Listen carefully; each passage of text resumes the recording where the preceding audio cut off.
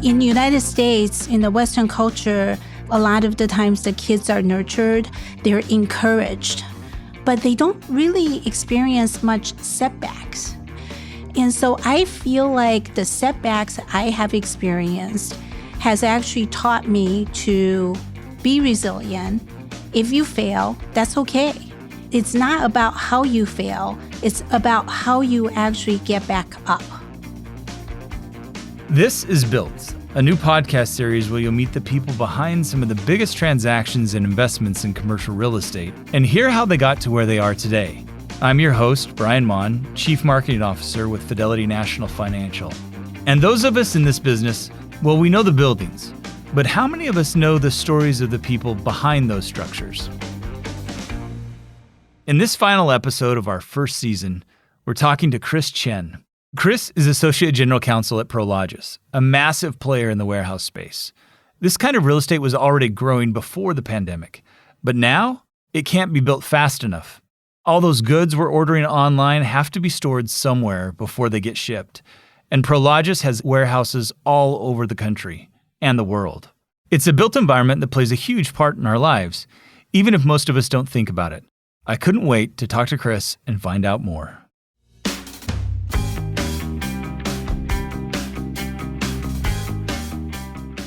Chris, thanks so much for being here. Let's start at the very beginning, and I'd like to begin with a little bit of history about your background. I was actually born and raised in Taiwan, and my family immigrated to the States when I was about 15. And then when I went to college, I actually studied accounting and was an auditor for about 3 years before deciding to go to law school. And at that point in time, you're working as an auditor, you're working the hours, night and day, it seems like. And then we get to see, the lawyers really on the front end trying to structure deals and things like that. So that definitely piqued my interest. So a few years later, Chris went to law school, and once she graduated and landed her first job in private practice, she worked on a lot of real estate transactions. Over the years, she moved around quite a bit, then landed at retail giant Safeway, and finally moved to a company called Catellus Development Corp. Catellus was ultimately bought by her current employer, Prologis. At Prologis, we buy, we develop, and we maintain the largest collection of high-quality logistics real estate in the world. Currently, we have about $177 billion worth of assets under management. That translates into roughly about 994 million square feet of space, warehouse space, and we operate in 19 countries. And the easiest way to understand Prologis is, I think everyone has received a package in the last year. Whether the package is from Amazon, from any of the retailers, chances are that package probably has gone through a Prologis warehouse. So that's the easiest way to think about it. We provide a logistics real estate solution to businesses. Great. And Prologis has grown. They've done some of the biggest deals in this space for a number of years.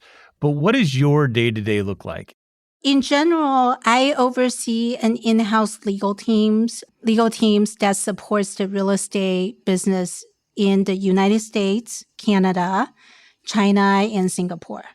We are looking at transactions and how we can get things under contract. We are looking at, leases, if you will, with the customers. And sometimes we're actually looking at some litigation matters that we're managing. And in addition, I also manage our environmental services team. That team basically underwrites the environmental due diligence of the transactions, if you will. And interestingly enough, Prologis actually is involved in many of the brownfield redevelopment projects. So Prologis builds some of its sites on brownfields, meaning a property that has often been unused for years because it's contaminated by pollutants or chemicals from past use. Prologis might build a warehouse putting what Chris describes as a cap on the site, maybe a parking lot or the foundation of the warehouse building, some kind of barrier that keeps those contaminants from spreading. But at the same time, you can actually now reuse the property, right? And then put it back into production instead of just having it sit there dilapidated or not being used. So this is a real area of focus for us. I love this. I grew up in the Rocky Mountains and loved to be outside in nature. And I think a lot of people think of industrial development as being the reason land is taken out of commission, rather than being the source of bringing it back into production. And Chris says it's not just about laying down concrete that keeps contaminants from rising up. There can be air quality issues to deal with, problems with groundwater. In groundwater, it's not static, it moves, right? So it may not be the contamination is coming from your site. The contamination may actually be migrating from other sources onto your site. So when you're doing the due diligence, it is not just about, okay, we're only going down to 20 feet of the property or something like that. And quite the contrary, you're really trying to understand any pathways for any of the contaminants that may escape at any point in time so that you're looking at the safety of your occupants, which is definitely our number one priority.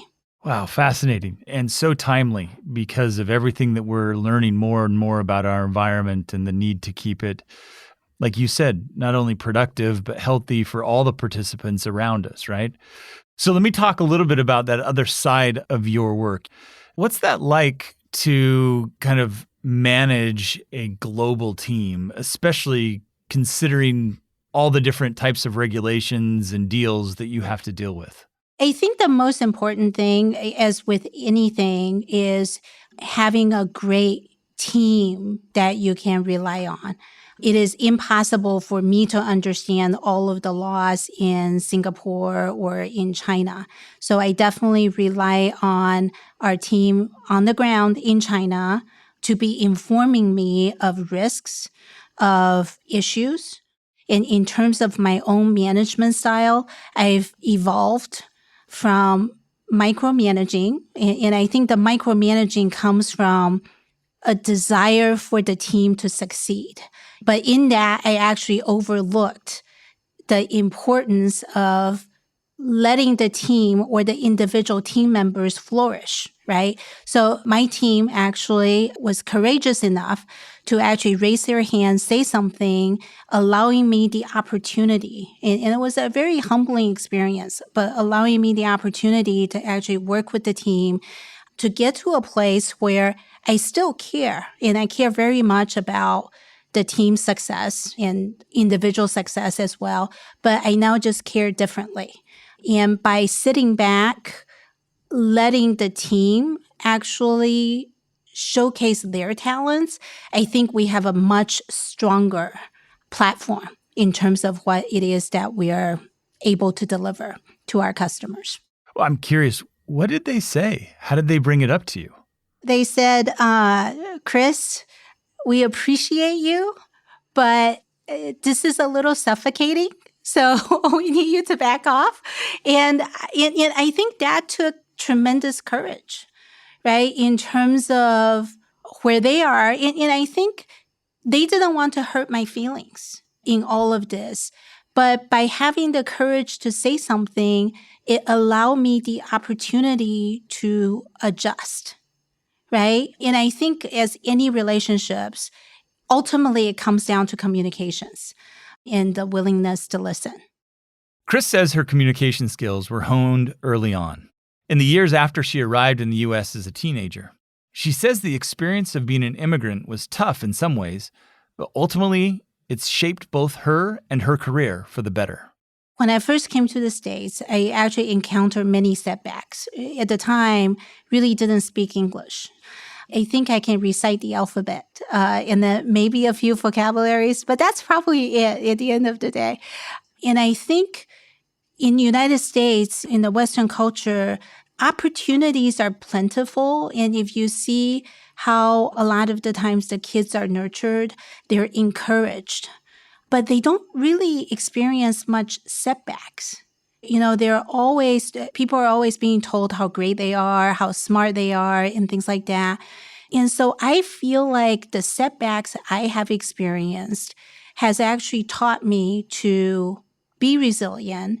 If you fail, that's okay. It's not about how you fail. It's about how you actually get back up. And then sometimes I think when the resilient side is not as much in the psyche, I think it then prevents people from embracing opportunities or taking risks because you're afraid of failure. If you're afraid of failure, there's probably a lot of things that you're going to pass up and not do. So I think, on the one hand, I think that my experience has really helped me in that aspect. The other thing is, since I didn't speak language when I first came, it really forced me to try to listen, right? And it's about listening, and it's about active listening, and it's about observing the people around me and what they're saying. And it's through active listening and the desire to understand where the other side is coming from, what the other side is trying to communicate. I think that has helped me to be effective in what I do. That's wonderful. I want to talk a little bit more about your role in this large global firm, Prologis. Talk with me a little bit about your experiences negotiating through these large deals that you've been a part of, and how do you do it? So I think on that front, I will come back definitely to the listening, right? This is where the active listening is tremendously important. There's nothing that gives more pleasure than having a win-win type of a situation where we can accomplish both of our goals. And a lot of the times, instead of just saying no, I usually would ask the other side, I see you have an issue with this. Can you share with me? What is your concern, right? What are you trying to get to? Because there could be a different solution than just us caving on a particular issue. Chris says the hardest deal she's ever been a part of was when her then employer, Catellus Development Corp., was acquired by Prologis. And part of it is because I was just in the middle of it. And I like to say, in my career, I've been sold a few times involuntarily. Yeah. But it turned out to be one of the best things that has happened to me in my career. Talk with me a little bit about that, because in commercial real estate, we're used to buying properties change hands. In your case, you're repurposing properties.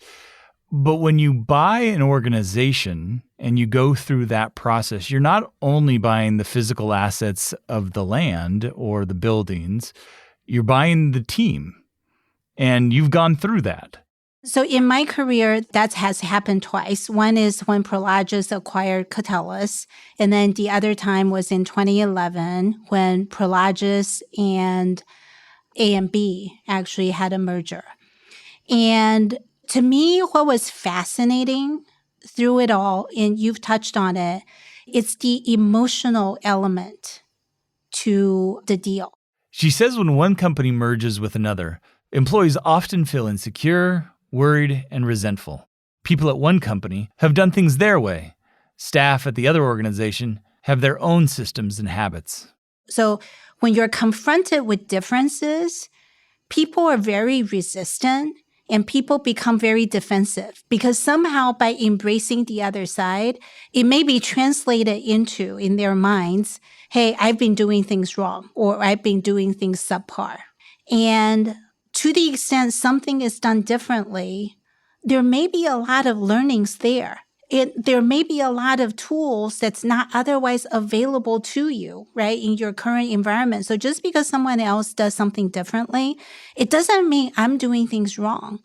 So if people can actually take the emotional piece away and put it aside and actually be open to how other people are doing things, the end result would be very different. Instead of, feeling hurt or feeling ignored, it would be very different.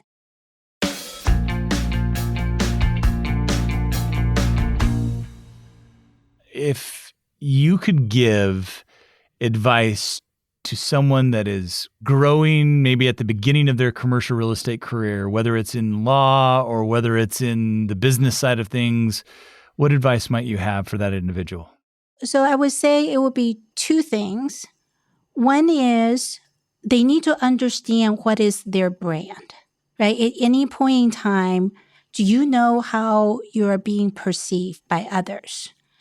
And when people share their perception of you, when you feel like you're being misunderstood, try to resist the temptation to be defensive or to explain, because then you're missing out on opportunities of hearing the insights that other people have of you.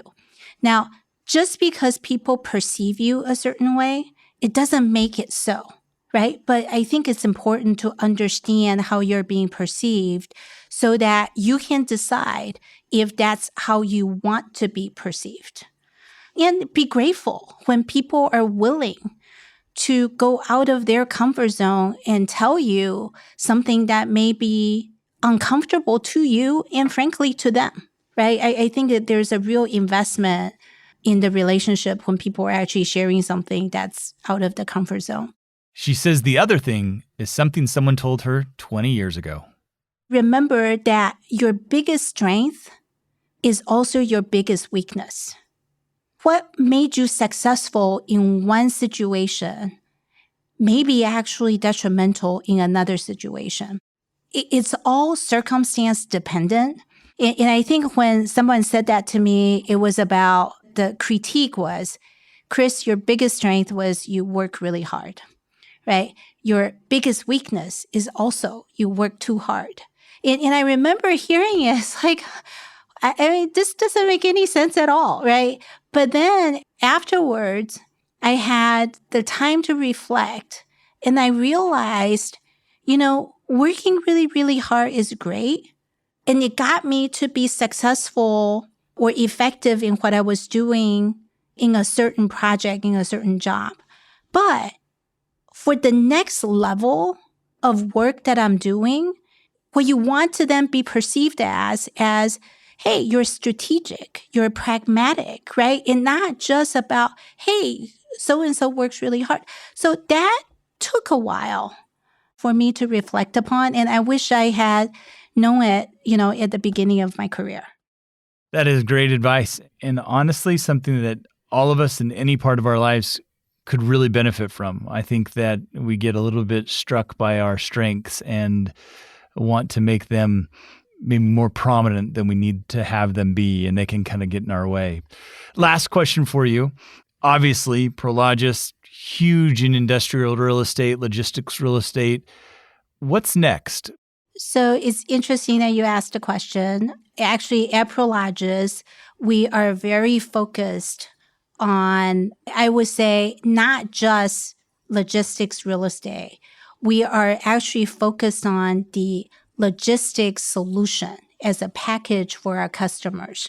So one avenue that we are exploring into is what we call Prologis Essentials. And this is where we are actually offering ancillary services, right? Whether it's forklifts, whether it's racking, whether it's solar energy, really different things that can potentially have the customers look at us as one-stop shop. And I would say the thing that I'm most proud about Prologis is we're not satisfied with being just a global leader. We are focused on how can we actually be the disruptor of ourselves, of the industry, so that we can push this segment, if you will, forward. It is that focus that makes me very, very proud to be part of the team. Chris, I cannot thank you enough for spending this time with us and sharing with us your insight, your perspective. You're truly a disruptor. You're pushing things forward. So is Prologis, and it's been a pleasure talking with you. Brian, thank you for thinking of me and the opportunity. I feel like it's a real privilege.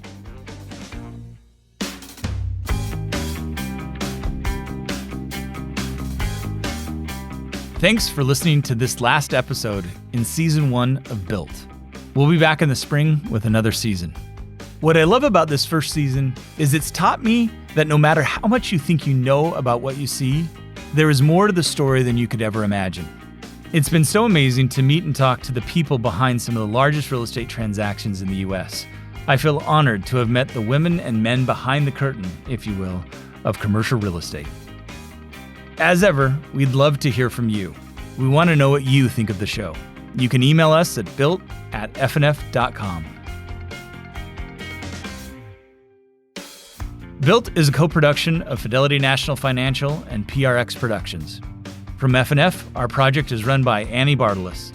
At PRX, our team is producer Ashley Milntite, senior producer Genevieve Sponsler, production assistant Courtney Florentine, and intern Claire Carlander. Audio mastering by Rebecca Seidel. The executive producer of PRX Productions is Jocelyn Gonzalez. I'm Brian Mon. See you again in a couple of months for Season 2.